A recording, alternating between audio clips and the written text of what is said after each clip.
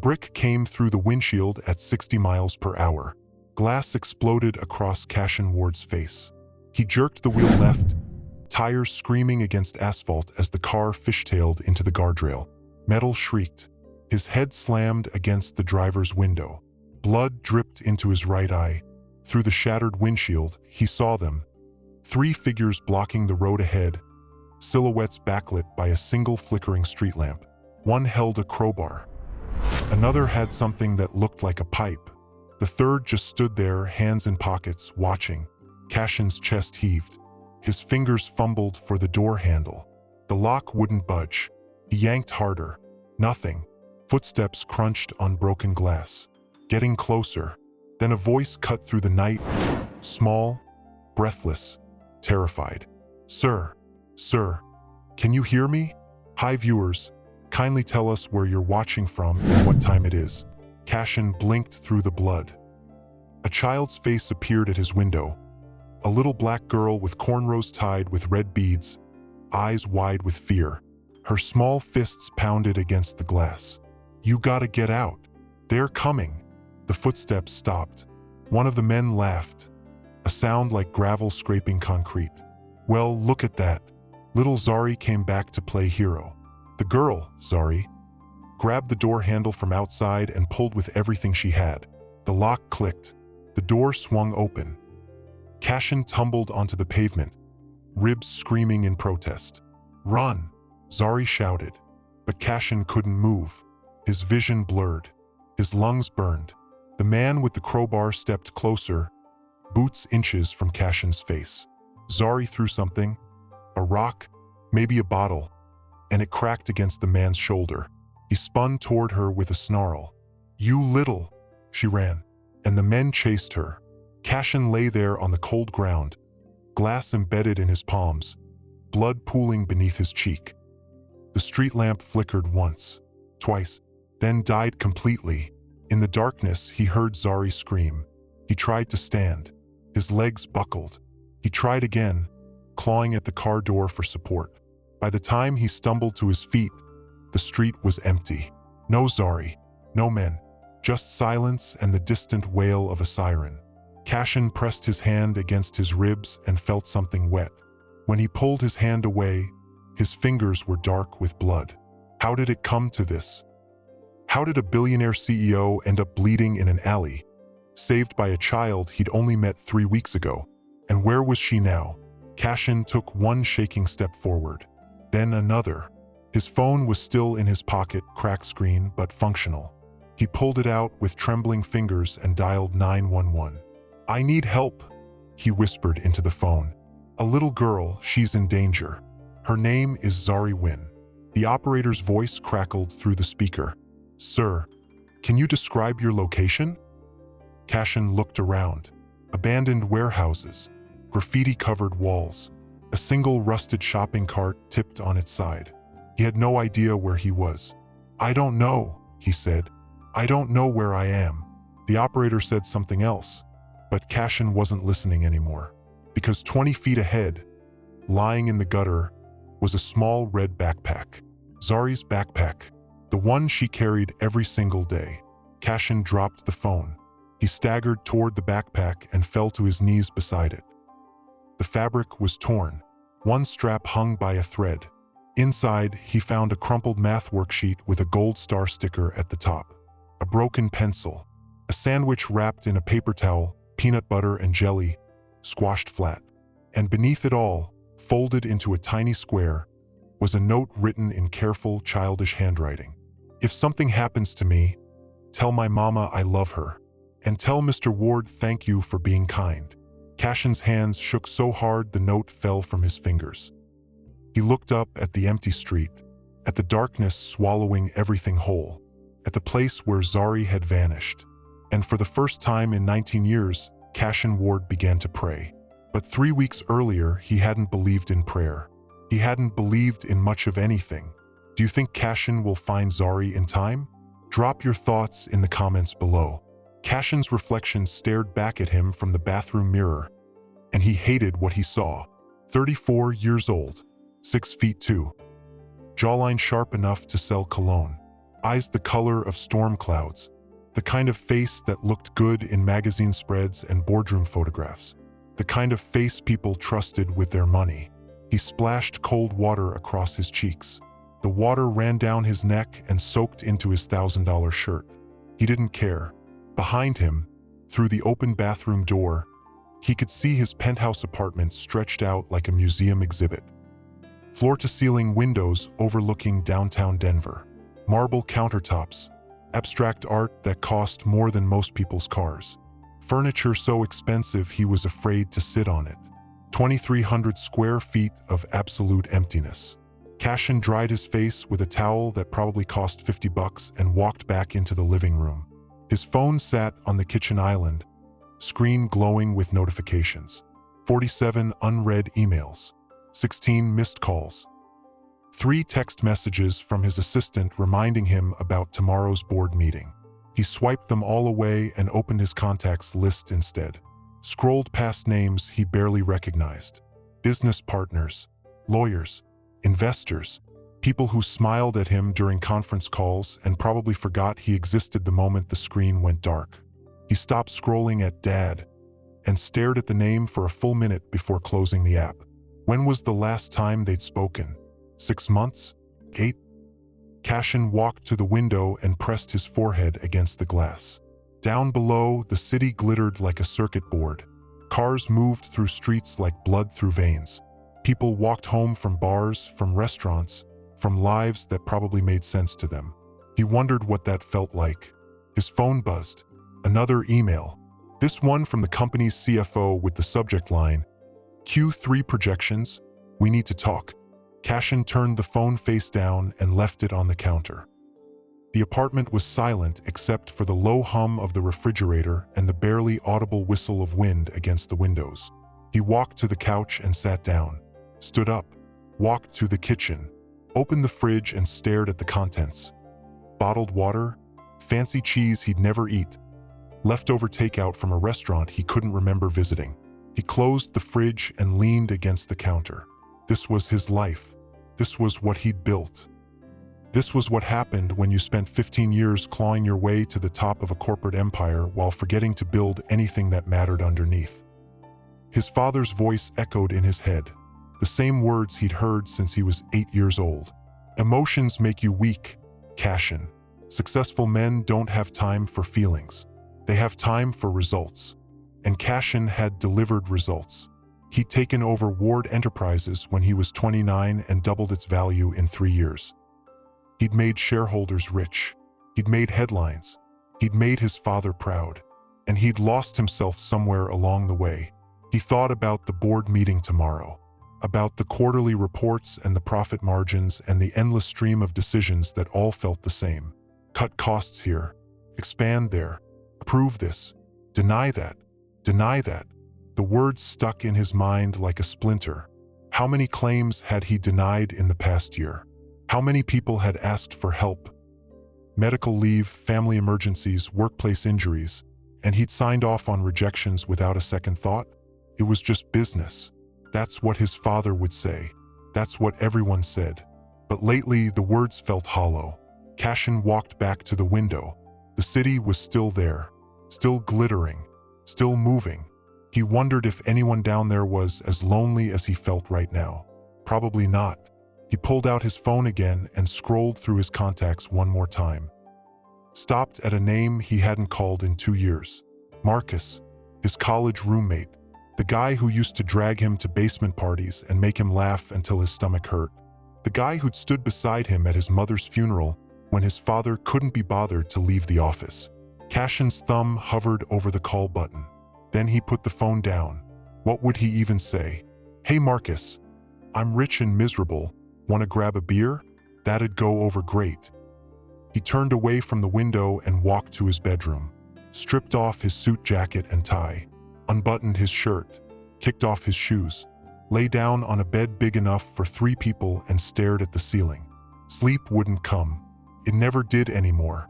Instead, he lay there counting the hours until sunrise, wondering when he'd stopped feeling like a person and started feeling like a machine running on autopilot. Somewhere around 3 in the morning, he made a decision. Tomorrow, after the board meeting, he wasn't going back to the penthouse. He wasn't going to another restaurant where the waiters knew his order before he sat down. He wasn't going to another charity gala where people air-kissed his cheeks and talked about vacation homes in Aspen. He was going to do something different, something normal. He was going to ride the bus. Will this decision change everything? Stay tuned to find out. The bus stop smelled like exhaust fumes and yesterday's rain. Cashin sat on the metal bench, suit jacket folded across his lap, and watched the morning unfold around him. A man in paint-stained jeans stood near the curb, smoking a cigarette and checking his phone. Two teenage girls huddled together, sharing earbuds and laughing at something on a cracked screen. An elderly woman with a shopping cart full of plastic bags muttered to herself near the trash can. Nobody looked at Cashin. Nobody cared. Felt incredible. He leaned back against the bench and breathed in the October air, cold enough to sting his lungs, real enough to remind him he was still alive. This was what he'd been missing. This was what his penthouse couldn't give him, the feeling of being invisible, of being nobody special. Just another guy waiting for a bus on a Wednesday morning. The sun crept higher, painting the buildings gold. Cars rushed past, engines roaring. Somewhere down the block, a dog barked. A door slammed. A mother called her kid's name. Cashin closed his eyes and let the sounds wash over him. "Excuse me, sir?" The voice was small, hesitant, young. Cashin opened his eyes. A little girl stood in front of him, backpack hanging off one shoulder, red shirt slightly torn at the collar. Her hair was pulled into neat cornrows decorated with colorful beads that clicked when she moved her head. Her sneakers were worn but spotlessly clean. Her eyes, bright and curious, studied him like he was a puzzle she was trying to solve. "Are you lost too, sir?" she asked. Cashin blinked. "What? Lost?" she repeated. "Like me. My bus didn't come yet and I don't know if it's coming today. Are you waiting for the same bus?" He looked down at her, really looked, and felt something shift in his chest. She couldn't have been more than 7 or 8 years old, standing there alone at a bus stop. No parent in sight, no guardian hovering nearby. "I'm not lost," Cashin said slowly. "Just thinking." The girl tilted her head. That's what grown-ups say when they're sad. The words hit him harder than they should have. He opened his mouth to argue, then stopped, because she was right. He was sad. He'd been sad for so long he'd forgotten what anything else felt like. "I'm sorry," the girl said, sticking out her hand like she was introducing herself at a business meeting. Cashin shook her hand. Her fingers were small and warm. "Cashin." "That's a fancy name," Zari said. She sat down beside him without asking permission. "Are you rich?" He almost laughed. "Why do you ask that?" "Your watch." She pointed at his wrist. "My teacher has one kinda like that. She said it cost a lot of money." Cashin glanced at his Rolex. He'd worn it so long he forgot it was even there. "Yeah, I guess I'm doing okay." Zari nodded seriously. "That's good. My mama says doing okay is better than doing bad." "Your mama's smart." "She works real hard," Zari said. 2 jobs, sometimes 3. She cleans offices at night and works at the grocery store in the morning. She's tired a lot.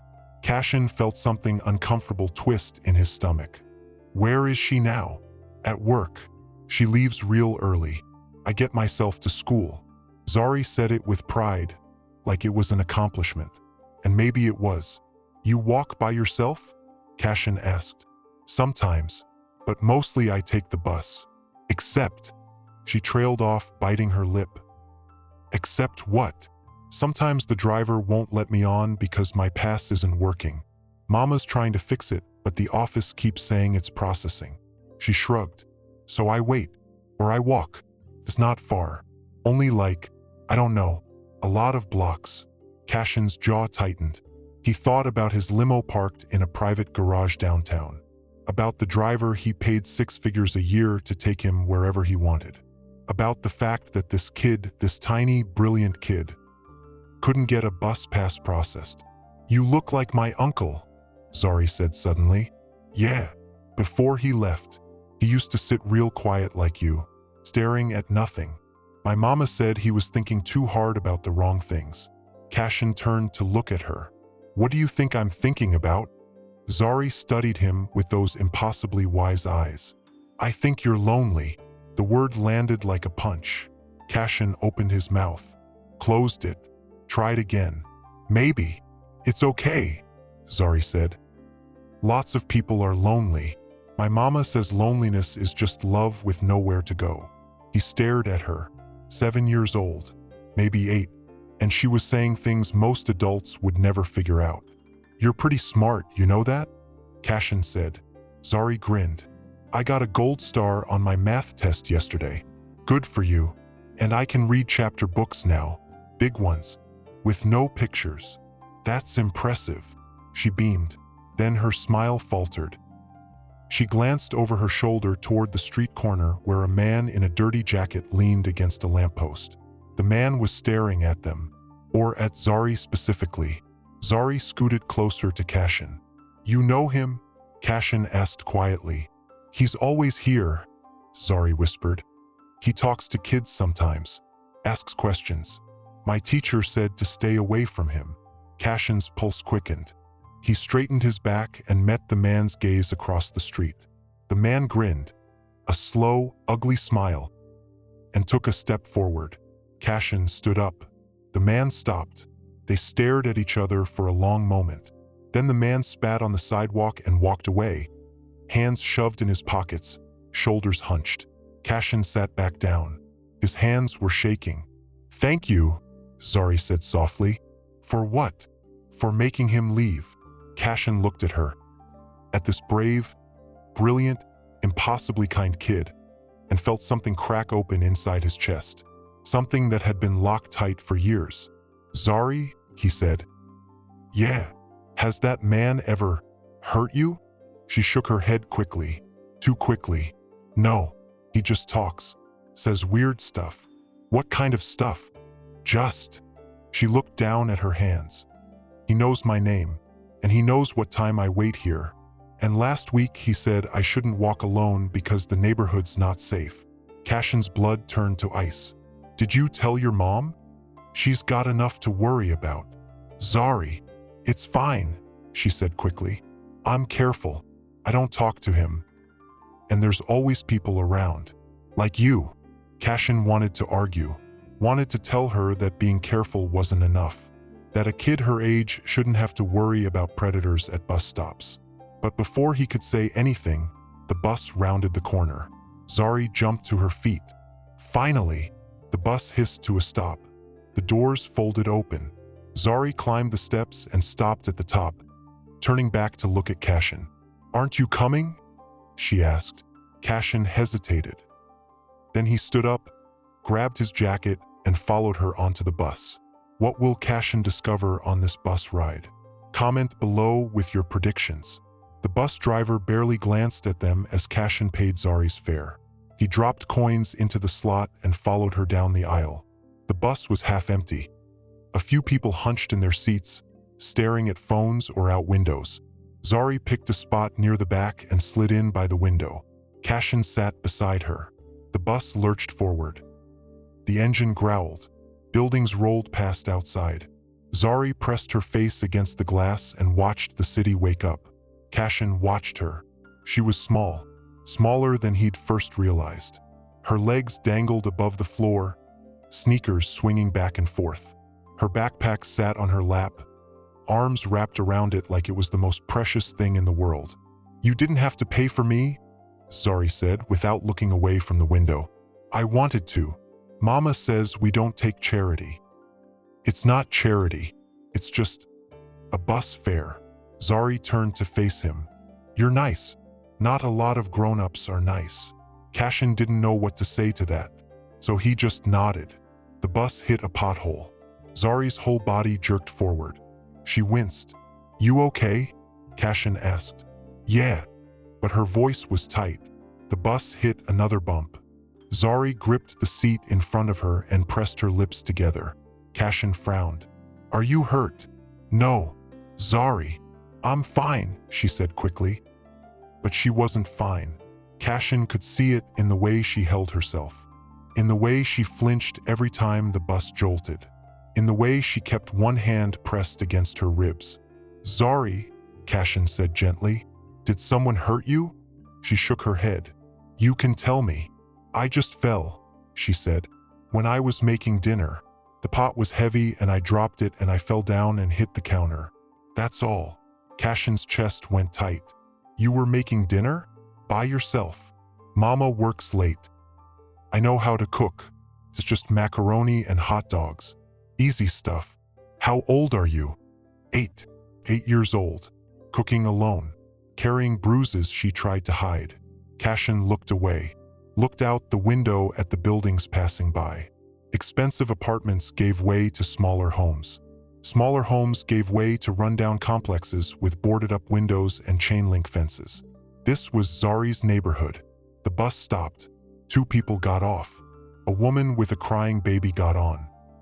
The baby's wails echoed through the bus. Zari didn't flinch, like she was used to noise, used to chaos. "How far is your school?" Cashin asked. 3 more stops. He nodded, tried to think of something to say, something that wouldn't sound like pity. "Do you like school?" he asked. Zari's face lit up. "I love school. My teacher's real nice. She lets me help with the little kids sometimes. And we got a library with 1,000,000 books. Well, not 1,000,000, but a lot." "What's your favorite subject?" "Reading, and math, and science, and art." She grinned. "I like everything." Cashin felt something warm spread through his chest. "You're gonna do great things, Zari." "You think so?" "I know so." She studied him for a moment. Then she said, "You never answered my question." "What question?" "If you're lost." Cashin leaned back against the seat. Outside, the sun climbed higher. Morning traffic thickened. The city kept moving, kept breathing, kept living. "Yeah," he said finally. "I guess I am lost." "That's okay," Zari said. "Being lost means you're looking for something. That's what my mama says. You can't find nothing if you don't look." Cashin looked at her, really looked, and wondered how someone so young could be so impossibly wise. "What are you looking for?" Zari asked. He thought about his penthouse, about his empty contacts list, about the years he'd spent building an empire while forgetting to build a life. "I don't know yet," he said honestly. Zari nodded like that made perfect sense. Then she reached into her backpack and pulled out a crumpled piece of paper. "Want to see my math test? The one with the gold star?" "Absolutely." She handed it to him. The paper was worn and folded, like she'd looked at it 100 times. The gold star at the top was starting to peel off, but her handwriting was careful. Her answers were correct. Every single one. "This is amazing," Cashin said. "Mama's gonna put it on the fridge. She saves all my gold star papers." "She should. You worked hard for this." Zari took the paper back and tucked it carefully into her backpack. Then she zipped it closed and hugged it against her chest again. The bus stopped. One more stop until Zari's school. Cashin felt something cold settle in his stomach, because in a minute, she'd get off this bus. She'd walk into that school, and he'd probably never see her again. And that thought, that simple, stupid thought, hurt more than it should have. "Zari," he said.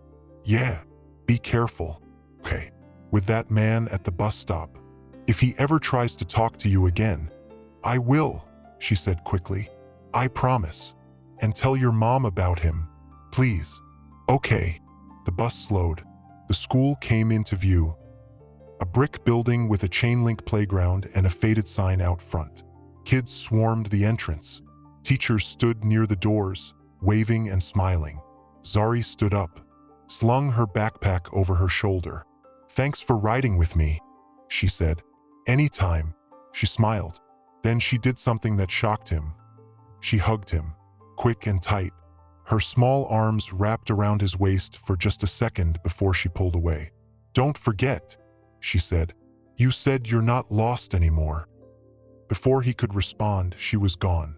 Down the aisle, out the doors, running toward the school entrance with her backpack bouncing against her shoulders. Cashin watched her go, watched her disappear into the crowd of kids. And then he saw her, a woman thin, exhausted, limping slightly, rushing up the sidewalk toward the school. She carried a stack of papers in one arm and a coffee cup in the other. Her uniform was wrinkled. Her hair was pulled into a messy bun. She called out to Zari. Zari turned and waved. The woman smiled, a tired, beautiful smile, and waved back. Then she stumbled. The papers flew from her hands. The coffee cup hit the ground and exploded.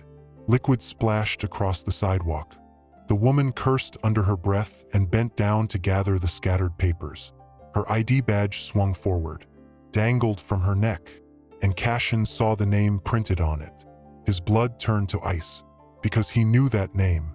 He knew it because he'd seen it 3 months ago.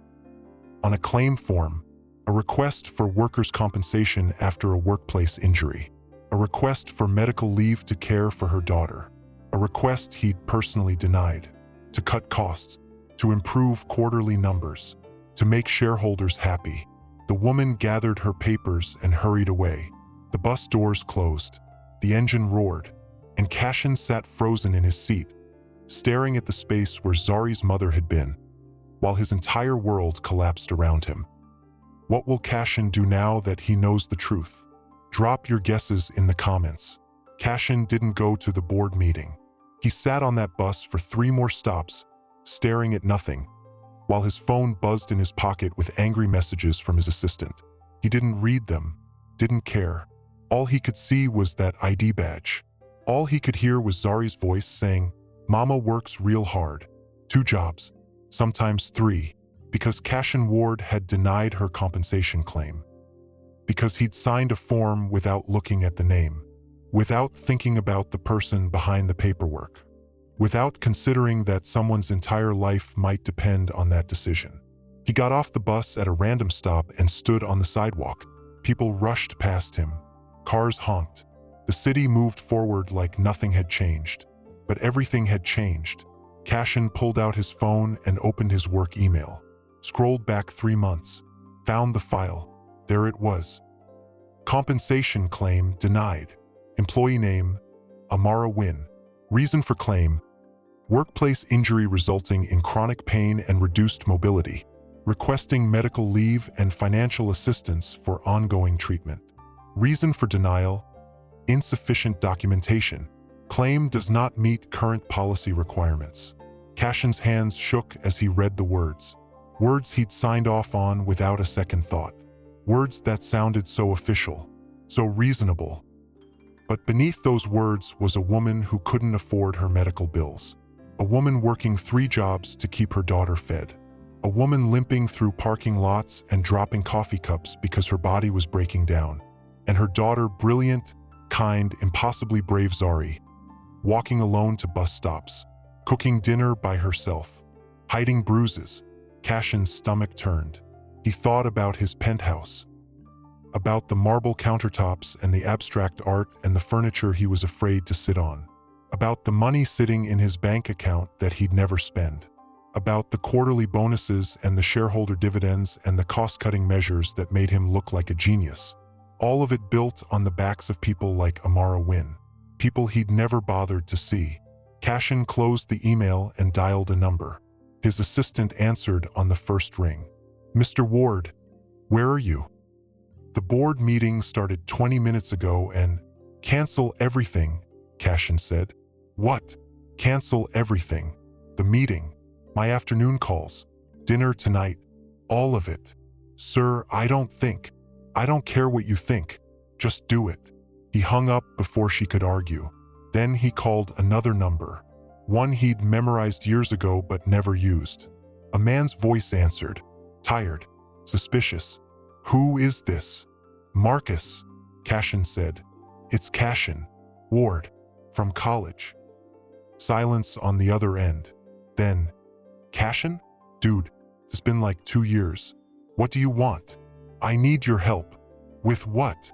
"I need to find someone, a woman. Her name's Amara Wynn.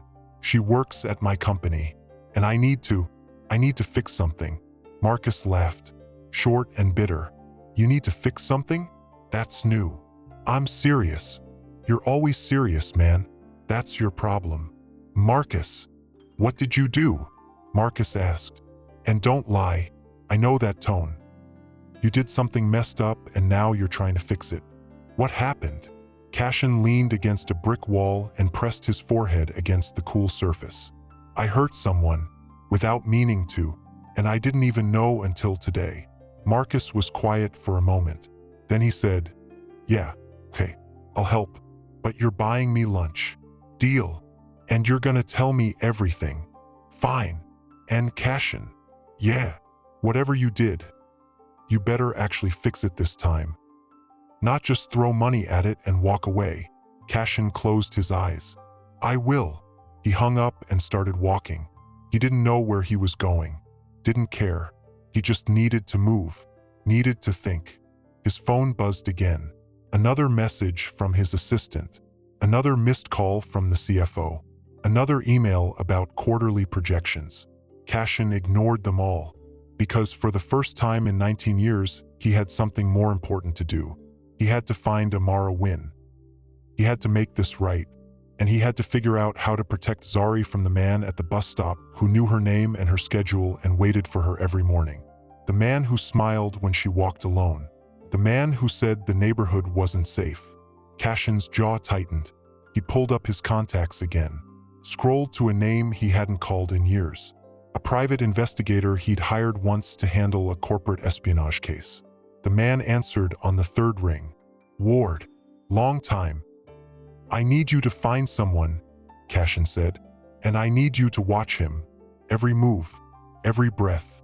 I want to know where he goes and who he talks to. Who's the target?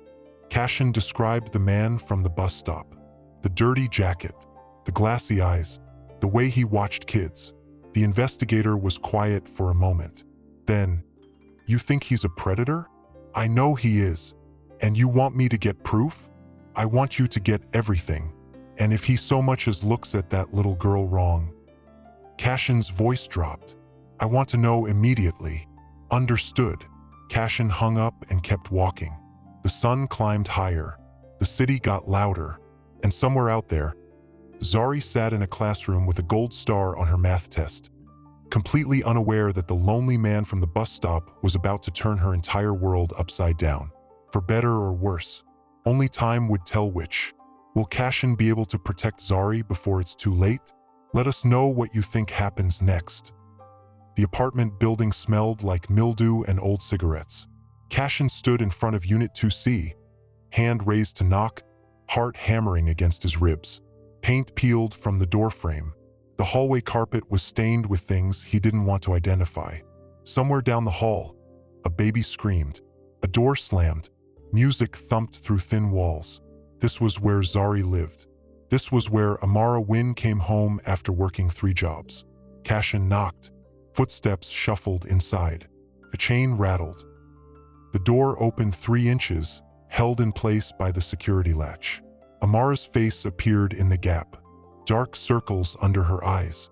Hair pulled back. Suspicion carved into every line of her expression. Can I help you? Her voice was rough, exhausted. Ms. Wynn, my name is Cashin Ward.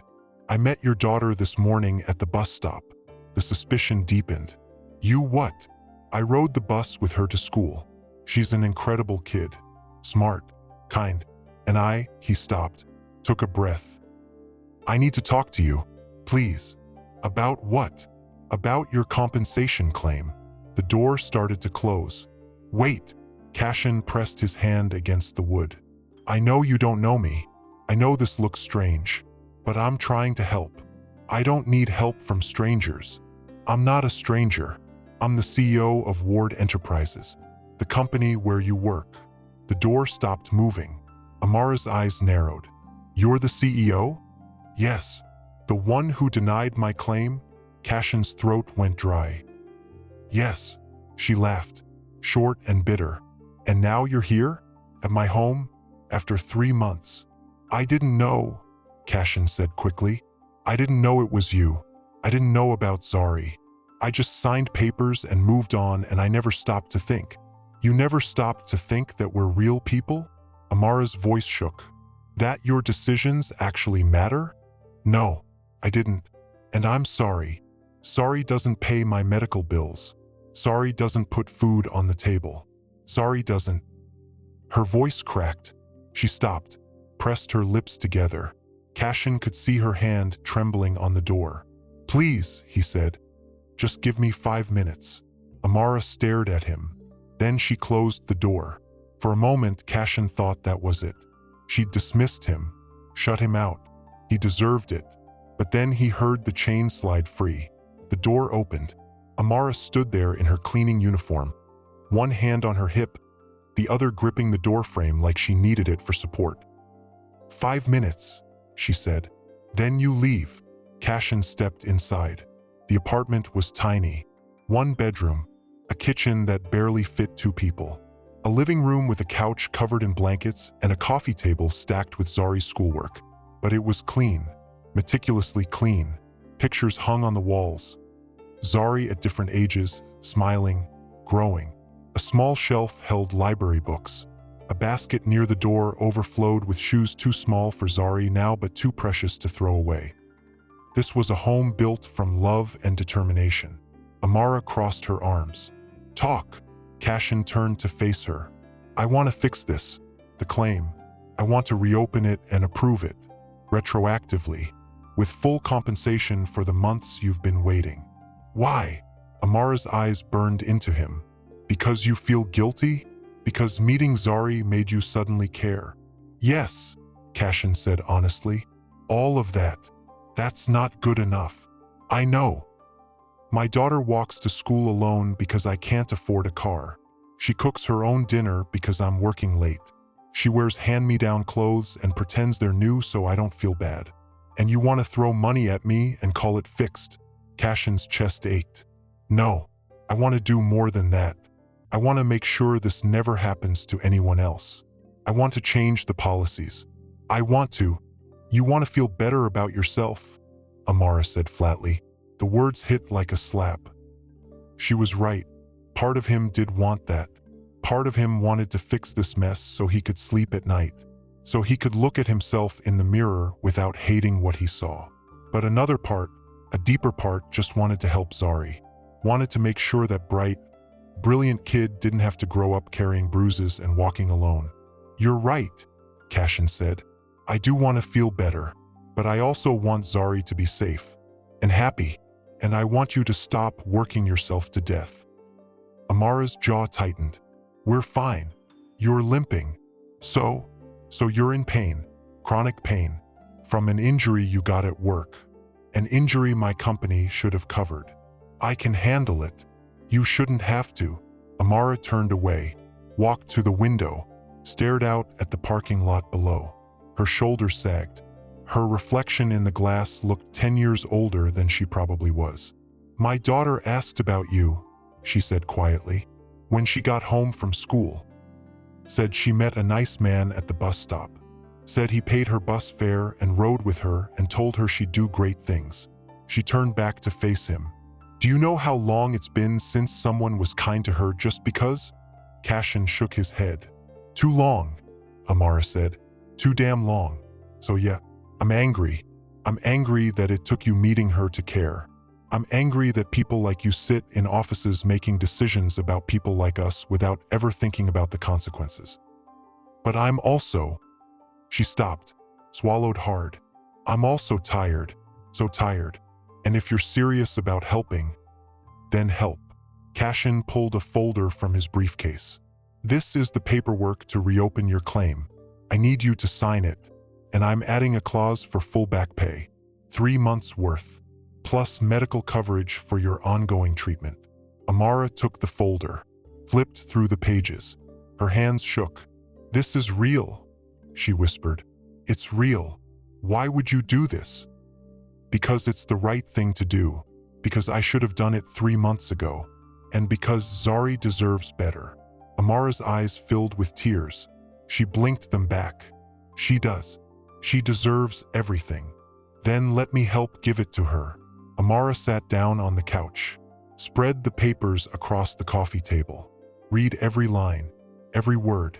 like she was afraid it might disappear if she didn't memorize it. Finally, she picked up a pen and signed. Cashin exhaled. Relief flooded through him. "Thank you," he said. "Don't thank me yet." Amara set the pen down.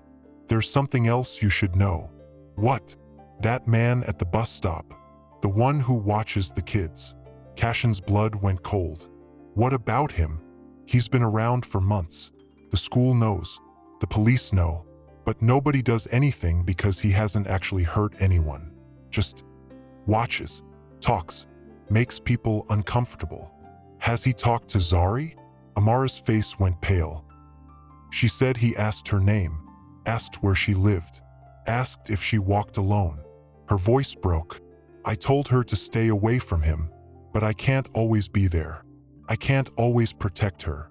Cashin's hands curled into fists. "I'm taking care of it." "What does that mean?" "It means I hired someone to watch him, document everything. And the moment he crosses a line, he already crossed a line." Amara stood up. "He's targeting children, and the system does nothing. Then we'll force the system to act." "How?" Cashin met her eyes. "Leave that to me." Amara stared at him. Then she nodded slowly. "Okay, but if anything happens to my daughter, it won't. You don't know that. I'll make sure of it." Amara walked to the door, opened it. "Your 5 minutes are up." Cashin gathered his briefcase, stepped into the hallway. Then he turned back. "I meant what I said, about changing things. I'm gonna fix the policies at my company. Make sure this never happens again."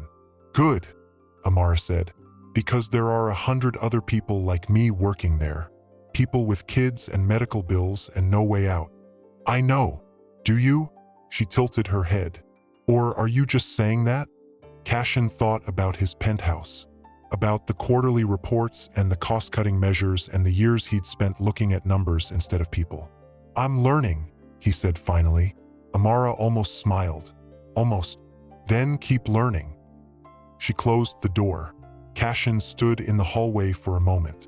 Then he walked back to the stairwell, down 3 flights, out into the parking lot. His phone buzzed.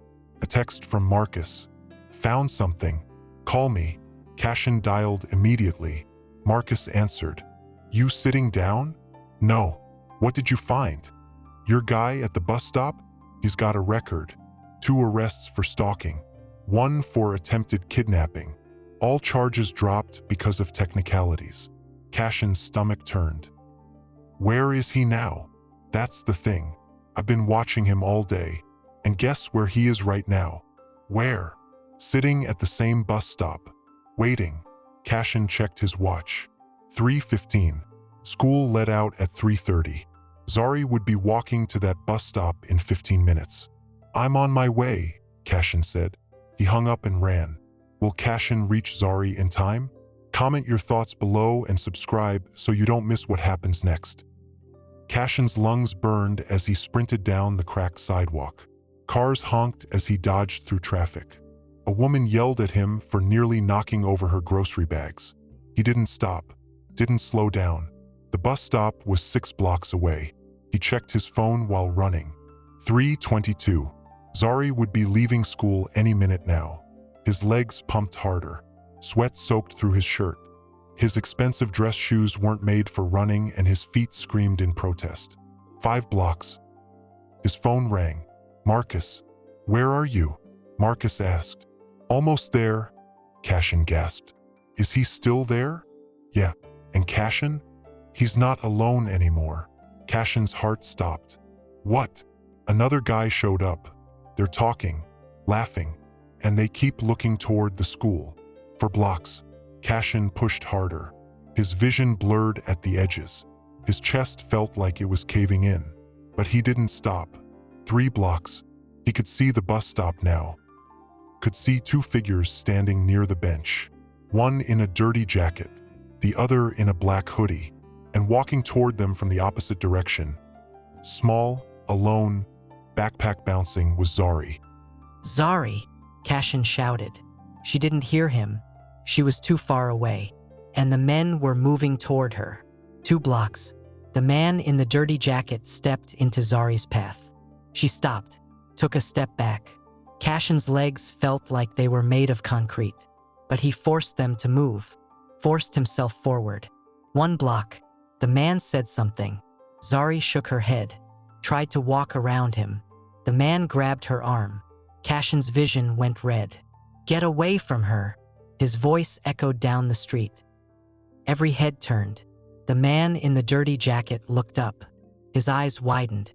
Cashin crashed into him like a freight train. They hit the pavement together. The man's head cracked against the concrete. Cashin's fist connected with his jaw. Once, twice, 3 times. You don't touch her, Cashin roared. You don't even look at her. Hands grabbed him from behind. The other man, the one in the black hoodie, yanked him back. Cashin twisted, drove his elbow into the man's ribs. The man grunted and let go. Cashin spun around. The man in the dirty jacket was struggling to his feet, blood dripping from his split lip.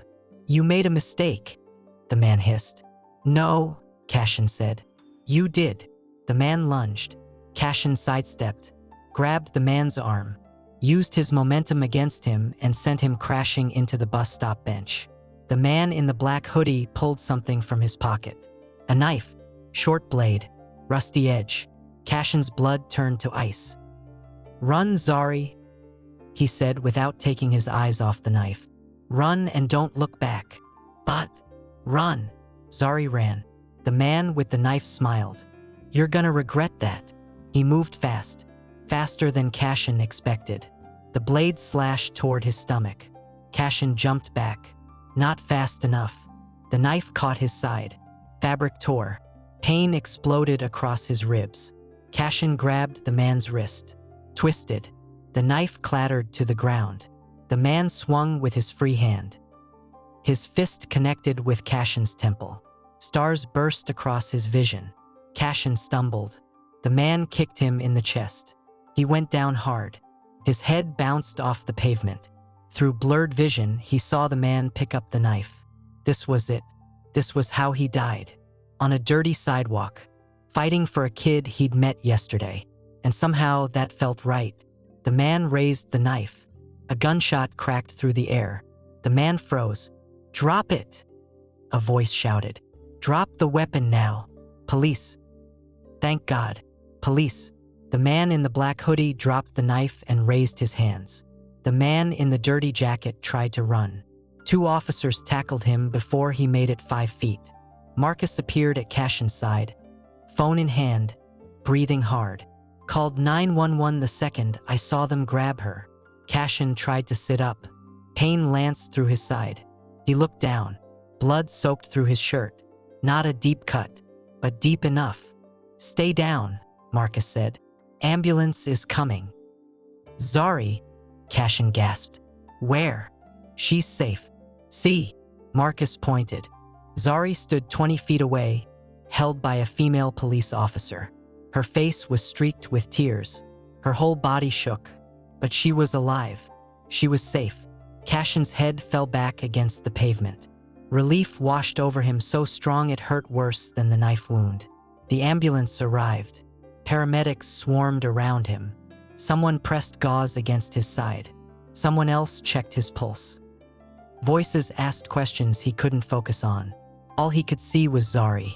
The police officer walked her closer. Zari's eyes were huge, terrified. Is he gonna die? She whispered. No, the paramedic said gently. He's gonna be fine. Promise. I promise. Zari broke free from the officer and dropped to her knees beside Cashin. Tears dripped onto his shirt. You came, she said. You came for me. Cashin reached up with a shaking hand and touched her cheek. Always. Why?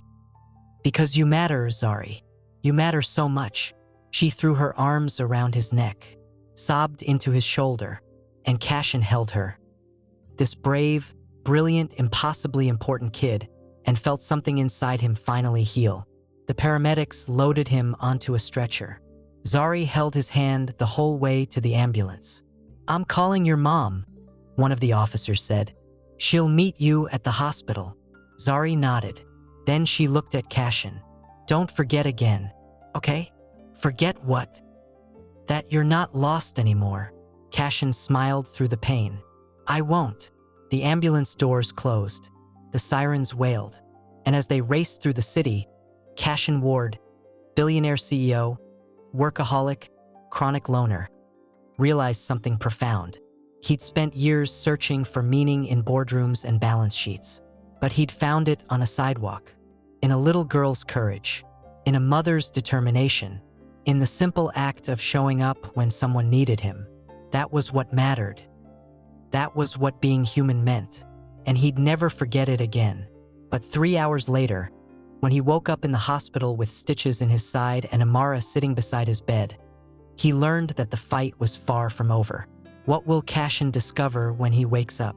Drop your predictions below and hit that subscribe button so you don't miss the next chapter. The hospital room was too white, too quiet, too sterile. Cashin blinked against the fluorescent lights. His side throbbed. His head felt stuffed with cotton. And sitting in the chair beside his bed, arms crossed, expression hard, was Amara Wynn. You're awake, she said. Cashin tried to sit up. Pain shot through his ribs. He fell back against the pillows with a grunt. Zari, he managed. Is she? She's fine. Scared, but fine. Amara leaned forward. The police took her statement. They arrested both men. And apparently you're some kind of hero now. I'm not. The news is calling you the billionaire who saved a little girl from kidnappers. Your company's stock went up 3 points. Cashin closed his eyes. Of course it did. Because even when he tried to do something good, the world found a way to turn it into profit. I don't care about the stock, he said. I know. Amara's voice softened. That's why I'm here. Cashin opened his eyes. Why are you here? Because you almost died for my daughter. And because... She stopped, took a breath. Because I want to help you fix things. At your company, the policies, the way you treat workers, all of it. You want to help me? I want to make sure what happened to me doesn't happen to anyone else. And you said you wanted to change things. So let's change them. Together. Cashin stared at her. This woman who had every reason to hate him, who he'd hurt through negligence and indifference, and she was offering to help him. Why? He asked. Because Zari believes in you. And if my daughter, who sees the world clearer than any adult I know, thinks you're worth saving, then maybe you are. Cashin felt his throat tighten. I don't deserve. Nobody deserves anything, Amara interrupted. We just do the best we can with what we've got. And right now, you've got money and power and influence. So use it. Actually use it. The door burst open. Zari ran in, followed by a nurse trying to stop her. I'm sorry, the nurse said. She insisted. It's okay, Cashin said. Zari climbed onto the bed, carefully, like she was afraid he might break, and wrapped her arms around him. You're really okay? She asked. I'm really okay. Promise. Promise. She pulled back and looked at him. Her eyes were red from crying. Her cornrows were messy, but she smiled. That same bright, pure smile that had stopped him cold at the bus stop. Mama says you're gonna help make things better at her work, Zari said. I'm gonna try. Good. Because lots of people there are sad, like you were. But you're not sad anymore, right? Cashin looked at Amara, then at Zari, then at the hospital room that suddenly didn't feel so empty. No, he said. I'm not sad anymore. Then you gotta help other people not be sad too. I will. Promise. Promise. Zari hugged him again. Then she climbed down and took her mother's hand. Can we go get ice cream? She asked. To celebrate Mr. Ward not dying? Amara laughed. Actually laughed. Yeah, we can get ice cream. They left. The door closed, and Cashin was alone again. But it didn't feel the same as before. Before, alone meant empty. Now it just meant quiet. A different kind of quiet. The kind that comes after something ends and something new begins. His phone buzzed on the bedside table. He picked it up. A message from his assistant. Board meeting rescheduled for tomorrow. They want to discuss your absence and the incident with the police. Also, someone leaked the compensation claim denial to the press. It's everywhere. Cashin's stomach dropped. He opened his browser, typed his name. The headlines hit him like a truck. Billionaire CEO denies injured workers' claim. Then plays hero when her daughter's attacked. Cashin Ward. Savior or hypocrite? Ward Enterprises under fire for worker treatment. Comment sections exploded with rage. People calling for his resignation. People calling him a fraud. People saying the whole rescue was a publicity stunt. And beneath all the noise, a small voice inside his head whispered, "They're right." He had denied Amara's claim. He had built his empire on cost-cutting measures that hurt real people. He had been exactly the kind of CEO everyone was accusing him of being. But he wasn't that person anymore. Or was he? Would he have changed anything if he hadn't met Zari? If he hadn't seen the consequences of his decisions with his own eyes?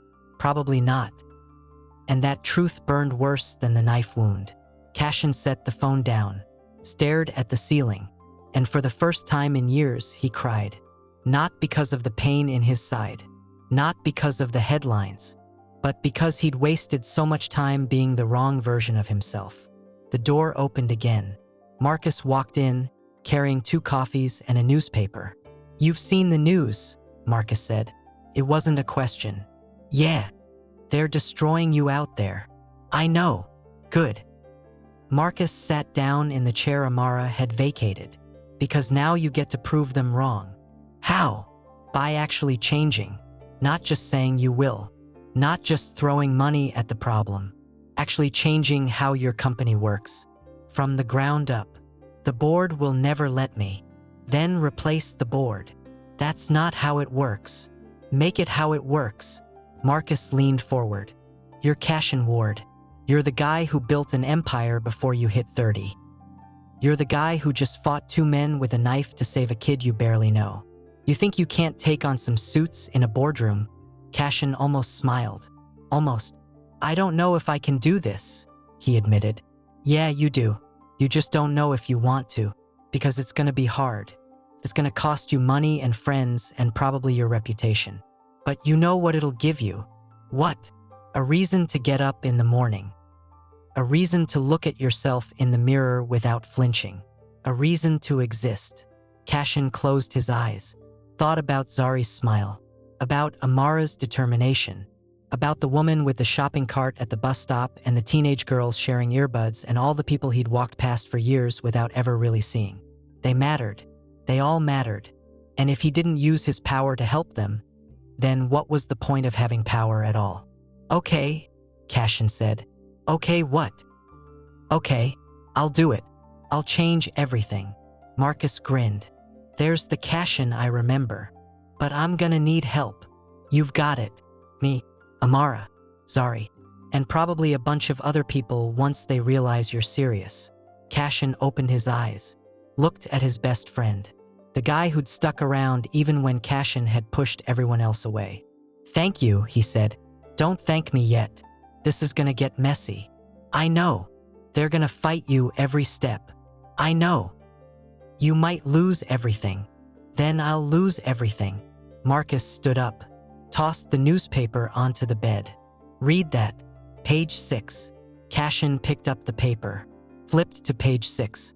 A small article, barely 2 paragraphs. "Ward Enterprises employee speaks out. He saved my daughter's life." Beneath it, a quote from Amara. "Mr. Ward made mistakes, but he's trying to fix them. And that's more than most powerful people ever do." Cashin's throat tightened. "See," Marcus said. "You've got people who believe in you. Don't let them down." He left, and Cashin lay there in the 2-white hospital room, holding the newspaper, and made himself a promise. He would fix this, all of it, no matter what it cost. Because Zari Wynn deserved a world where kindness wasn't rare, where helping people wasn't newsworthy, where kids could walk to school without looking over their shoulders. And he was going to build that world, one policy change at a time, one employee at a time, one act of decency at a time. even if it killed him. But first, he had to survive the board meeting. How will the board react to Cashin's plan? Subscribe and turn on notifications so you don't miss the explosive confrontation in Chapter 9. Share your thoughts in the comments and inspire others with your story. The boardroom felt like a courtroom. 12 faces stared at Cashin from across the mahogany table. 6 men, 6 women, all wearing expensive suits and expensive watches and expressions that could freeze fire. Cashin stood at the head of the table, Stitches pulling at his side, and faced them. His father sat at the opposite end. Silver hair, cold eyes, a face carved from stone. "You're late," his father said. "I was in the hospital," Cashin replied. "We know. We saw the news." Very dramatic. Murmurs of agreement rippled around the table. Cashin ignored them. He pulled a folder from his briefcase and set it down with a sharp crack. "I'm here to discuss policy changes," he said. "We're here to discuss your behavior," his father countered. "You missed the quarterly meeting. You assaulted 2 men in broad daylight. You've turned this company into a media circus. I saved a child's life. You created a PR nightmare." Cashin's jaw tightened. "A child was almost kidnapped. I stopped it. If that's a PR nightmare, then I'll create 100 more." One of the board members, a woman named Diane with ice blonde hair and a reputation for ruthlessness, leaned forward. "The problem isn't what you did, Cashin. It's what came after." The press dug into that little girl's background. Found out her mother works here. Found out you personally denied her compensation claim. Now we're being accused of systemic worker abuse. "Because we're guilty of it," Cashin said. Silence. "Excuse me?" Diane's voice could cut glass. "We deny legitimate claims to cut costs. We work people until they break. We treat employees like numbers on a spreadsheet instead of human beings. And I was part of it. I signed those denials. I approved those policies. I was wrong." His father stood up slowly. "Sit down, Cashin." "No, you're making a fool of yourself. I'm telling the truth." "The truth?" His father's voice dropped to a dangerous whisper. "The truth is you've gone soft. One conversation with a child, and suddenly you think you can rewrite decades of business practice. Yes, you're fired." The words echoed through the boardroom. Cashin didn't flinch. "You can't fire me. I own 40% of this company. And I own 35, along with the support of this board. Which means I can absolutely fire you." Diane nodded. So did 3 others. Cashin looked around the table, counted votes in his head. His father was right. He didn't have the numbers. "You're making a mistake," Cashin said. "No," his father replied. "I'm correcting one. You've lost perspective, lost focus, and I won't let you destroy what I built. What you built on the backs of people like Amara Wynn. People like Amara Wynn are replaceable." Cashin's hands curled into fists. "Get out." "What?" "Get out of my boardroom. All of you. This is still my company, and I'm not letting you turn it into something I'm ashamed of." His father laughed, cold and cruel. "Your company? You think because you've got some shares and a bleeding heart that this belongs to you? I built this empire before you were born, and I'll burn it down before I let you turn it into a charity. Then burn it." The door opened. Amara walked in, followed by Marcus, followed by 15 other people in Ward Enterprises uniforms. Maintenance workers, custodians, security guards, all carrying folders. "What is this?" Diane demanded. "Witnesses," Amara said. She walked to the table and dropped her folder. "My compensation claim, denied without investigation. 3 months of unpaid medical leave. No support, no follow-up, just a form letter and a signature." Another worker stepped forward, a man with graying hair and tired eyes. "My son's medical emergency. Denied. I had to choose between keeping my job and staying with him in the hospital." A young woman. "My request for maternity leave. Denied. I came back to work 2 weeks after giving birth because I couldn't afford to lose my position." One after another, they told their stories. each one landing like a hammer blow, each one tearing apart the image of Ward Enterprises as a fair, reasonable company. Cashin watched his father's face turn red, watched Diane shift uncomfortably, watched the rest of the board exchange nervous glances. "This is a setup," his father said. "No," Cashin replied. "This is the truth. This is what we've been doing to people, and it stops today. You can't. I can, because I just bought another 15% of company shares." His father froze.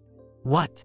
"I emptied my personal accounts, called in favors, made deals, and as of this morning, I own 55% of Ward Enterprises, which means I don't need your approval anymore." Cashin turned to the rest of the board. "Here's what's going to happen. We're reopening every denied claim from the past year. We're implementing new policies for medical leave, family emergencies, and workplace injuries. We're hiring an independent review board to audit our decisions. And anyone who doesn't like it can resign, effective immediately." Diane stood up. "You're destroying shareholder value. I'm building a company people can be proud to work for. That's not how business works." "Then I'm changing how business works." 3 board members stood and walked out. His father stayed seated, trembling with rage. "You've made an enemy today," his father said quietly. "I know. I will fight you every step. I'm counting on it." His father stood, buttoned his jacket, walked to the door. Then he stopped and looked back. "You were supposed to be my legacy," he said. "Instead, you're my greatest disappointment." The words should have hurt. A year ago, they would have destroyed Cashin. But now, with Amara and Marcus and 15 brave workers standing behind him, they felt like freedom. "Good," Cashin said, "because your legacy is exactly what I'm trying to fix." His father left. The boardroom emptied, and Cashin collapsed into a chair, exhausted and exhilarated and terrified all at once. Amara sat beside him. "You know you just declared war on half the corporate world." "Yeah. And you're probably going to lose millions." "Yeah." "And your father will never forgive you." "I know," she smiled. "Good, because my daughter thinks you're a hero, and I'm starting to think she's right." Marcus clapped him on the shoulder. "Welcome back, man. Welcome back." Cashin looked around the empty boardroom, at the table where he'd made so many wrong decisions, at the windows overlooking the city where Zari lived and struggled and dreamed. He'd spent years building an empire. Now he was going to spend the rest of his life building something better, a company with a soul. But just as relief started to settle in, Cashin's phone buzzed. A text from the private investigator. "We have a problem. The man you had me watching, he made bail, and we just lost him." Cashin's blood went cold, because somewhere out there, the man who'd tried to hurt Zari was free, angry, and looking for revenge. What will happen now that the predator is back on the streets? Subscribe and turn on notifications to find out in the final chapter. Drop your thoughts in the comments and share this story to inspire others. The playground was empty when Cashin arrived. Swings hung motionless. The slide gleamed under the afternoon sun. A soccer ball sat abandoned near the fence. Cashin's heart pounded. His phone was pressed to his ear. Amara's panicked voice crackled through the speaker. "She's not here. She's not at school. Nobody's seen her since lunch." "I'm at the park near your apartment," Cashin said. "The one you mentioned. I'll find her. The police are on their way. They said." "I don't care what they said. I'm not waiting." He hung up and scanned the park. Nothing. No movement. No sound except birds and distant traffic. Then he saw it. A red backpack behind the jungle gym. Zari's backpack. Cashin ran. His stitches screamed in protest. He didn't care. The backpack was torn. Contents scattered across the wood chips. A math worksheet. A broken pencil. And fresh scuff marks in the dirt leading toward the tree line at the edge of the park. Someone had dragged her. Cashin's vision tunneled. His hands shook. Every instinct screamed at him to call for help. Wait for the police. Do this the right way. But there wasn't time. He followed the scuff marks into the trees. The park sounds faded. Branches clawed at his face. His breath came in ragged gasps. Then he heard it. A voice, low and cruel. "Nobody's coming for you, little girl. That rich man can't save you now." Cashin pushed through the undergrowth and burst into a small clearing. The man from the bus stop stood 20 feet away, holding Zari by the arm. She struggled, kicked, scratched, but he was too strong. "Let her go," Cashin said. The man turned, blood still crusted on his split lip from their last fight. His eyes were wild, desperate. "You," he snarled, "you ruined everything. Got me arrested, cost me bail money, made me look like a fool. You made yourself look like a fool when you decided to hurt children." The man yanked Zari closer. She cried out, "Take one more step and I'll snap her arm." Cashin froze. His mind raced. No weapon, no backup. Just him and a man who had nothing left to lose. "What do you want?" Cashin asked carefully. "I want you to suffer, the way you made me suffer. Then let her go and take me instead." The man laughed. "You think I'm stupid? The second I let her go, you'll attack me." "No, I won't. I'll stand here. I'll let you do whatever you want. Just let her go first." Zari's eyes widened.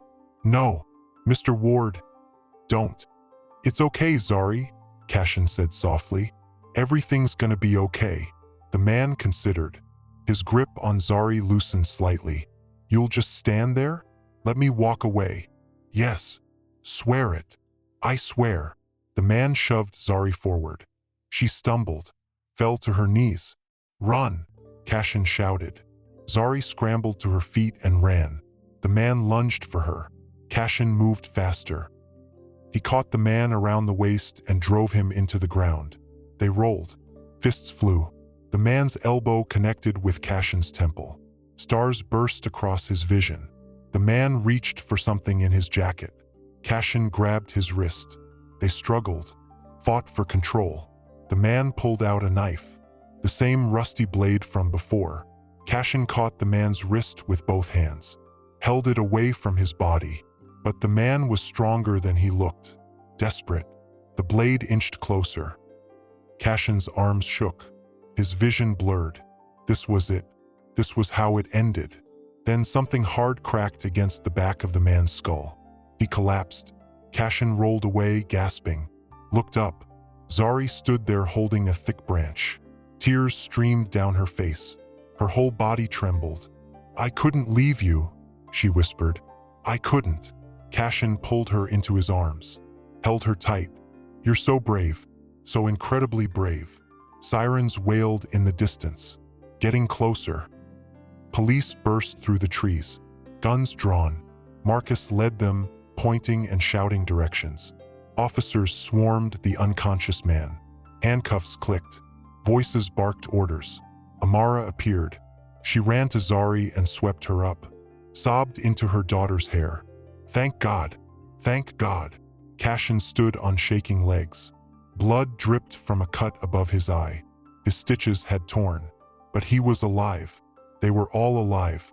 A paramedic tried to check him. He waved them off. "I'm fine. Take care of Zari." "She's not injured," the paramedic said. "Scared, but not hurt." Cashin exhaled. Relief hit him so hard he nearly collapsed. Marcus grabbed his arm, steadied him. "You did it, man. You actually did it. We did it." "No, this was you. All you." Cashin looked at Zari, at Amara holding her daughter like she'd never let go, at the police loading the man into a cruiser, at the trees and the sky and the world that suddenly felt bigger and brighter than it had in years. He'd spent so long being lost, and a little girl had found him. 3 months later, Cashin stood in the newly renovated Ward Enterprises Community Center. The building gleamed. Fresh paint, new equipment, computers, books, tutors, all of it free for employees and their families. Zari ran past, laughing, chasing another kid through the reading area. Amara worked behind the front desk, smiling at everyone who walked in. Marcus leaned against the wall beside Cashin. Not bad for a guy who used to sit alone at bus stops. "Yeah," Cashin said. Not bad. Your dad's still not talking to you? Nope. Good. He was always a jerk anyway. Cashin smiled. He'd lost his father, lost half the board, lost millions in stock value, but he'd gained something infinitely more valuable. Purpose. A reason to wake up in the morning. A reason to keep fighting. The door opened.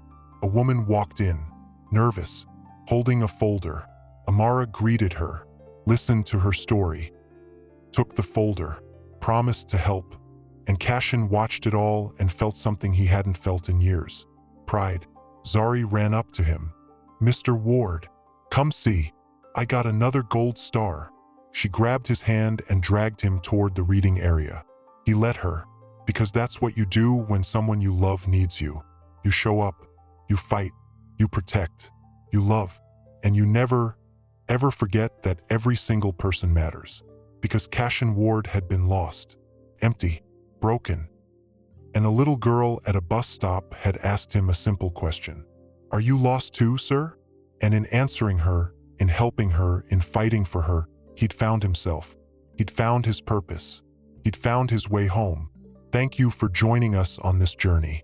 If this story touched your heart, subscribe to our channel and turn on notifications so you never miss stories that inspire and uplift.